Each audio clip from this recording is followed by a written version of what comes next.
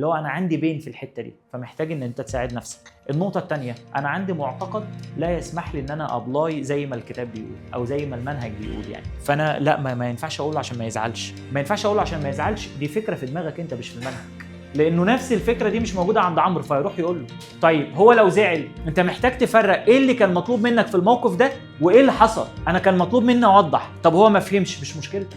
لانه احيانا احنا بنسال السؤال وبنجاوب عليه وعاوزين كمان ندي لنفسنا الدرجه.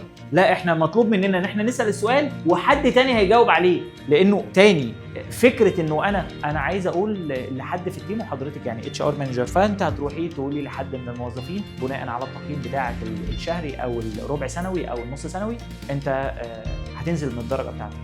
هو متوقع انه مشاعره هتبقى عامله ازاي؟ او يزعل، خلينا يزعل. حلو. تخيلي بقى ان انت طالبه من نفسك انك تقولي له النتائج بتاعت الابريزل ومش عايزاه يزعل. اللي هو ازاي؟ انا عايزه اقول لك اللي انا عايز اقوله لك بس ما تزعلش. هو ايه اللي ما تزعلش؟ يعني قولي لي بس سيبيني ازعل. فانا بقى ما ببقاش قابل او متحمل فكره انك تزعل. لا، هو صح انه يزعل. فاحيانا احنا محتاجين نسمح لنفسنا ان الاخرين يا مصطفى يعيشوا المشاعر اللي هي طبيعيه انها تتعاش في موقف زي كده.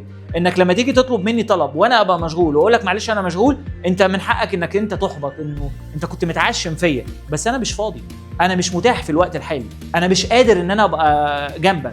فانت كنت متوقع منين ان انت لما تكلمني تلاقيني جنبك على طول النهارده؟ فاهمين الفكره؟ بس فدي نقطه هي عضله محتاجين نقويها.